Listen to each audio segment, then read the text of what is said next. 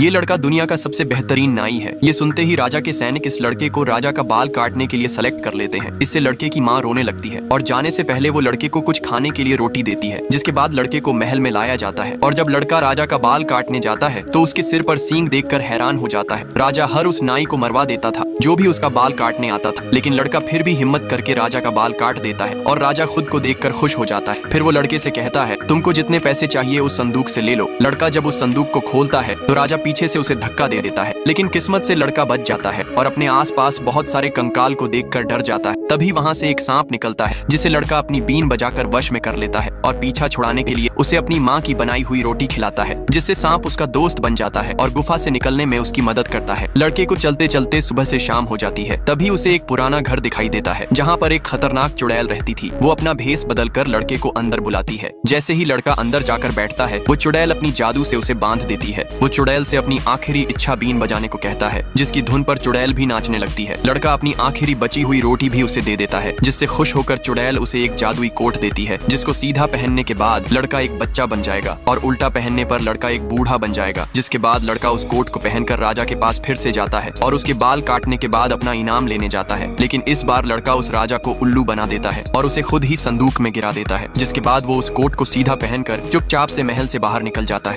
ये लड़का दुनिया का सबसे बेहतरीन नाई है। ये सुनते ही राजा के सैनिक इस लड़के को राजा का बाल काटने के लिए सेलेक्ट कर लेते हैं। इससे लड़के की माँ रोने लगती है और जाने से पहले वो लड़के को कुछ खाने के लिए रोटी देती है, जिसके बाद लड़के को महल में लाया जाता है। और जब लड़का राजा का बाल काटने जाता है तो उसके सिर पर सींग देखकर हैरान हो जाता है। राजा हर उस नाई को मरवा देता था जो भी उसका बाल काटने आता था, लेकिन लड़का फिर भी हिम्मत करके राजा का बाल काट देता है और राजा खुद को देखकर खुश हो जाता है। फिर वो लड़के से कहता है, तुमको जितने पैसे चाहिए उस संदूक से ले लो। लड़का जब उस संदूक को खोलता है तो राजा पीछे से उसे धक्का दे देता है, लेकिन किस्मत से लड़का बच जाता है और अपने आसपास बहुत सारे कंकाल को देखकर डर जाता है। तभी वहाँ से एक सांप निकलता है जिसे लड़का अपनी बीन बजाकर वश में कर लेता है और पीछा छुड़ाने के लिए उसे अपनी माँ की बनाई हुई रोटी खिलाता है, जिससे सांप उसका दोस्त बन जाता है और गुफा से निकलने में उसकी मदद करता है। लड़के को चलते चलते सुबह से शाम हो जाती है। तभी उसे एक पुराना घर दिखाई देता है जहाँ पर एक खतरनाक चुड़ैल रहती थी। वो अपना भेस बदलकर लड़के को अंदर बुलाती है। जैसे ही लड़का अंदर जाकर बैठता है वो चुड़ैल अपनी जादू से उसे बांध देती है। वो चुड़ैल से अपनी आखिरी इच्छा बीन बजाने को कहता है, जिसकी धुन पर चुड़ैल भी नाचने लगती है। लड़का अपनी आखिरी बची हुई रोटी भी उसे दे देता है, जिससे खुश होकर चुड़ैल उसे एक जादुई कोट देती है, जिसको सीधा पहनने के बाद लड़का एक बच्चा बन जाएगा और उल्टा पहनने पर लड़का एक बूढ़ा बन जाएगा। जिसके बाद लड़का उस कोट को पहनकर राजा के पास फिर से जाता है और उसके बाल काटने के बाद अपना इनाम लेने जाता है। लेकिन इस बार लड़का उस राजा को उल्लू बना देता है और उसे खुद ही संदूक में गिरा देता है। जिसके बाद वो उस कोट को सीधा पहनकर चुपचाप से महल से बाहर निकल जाता है।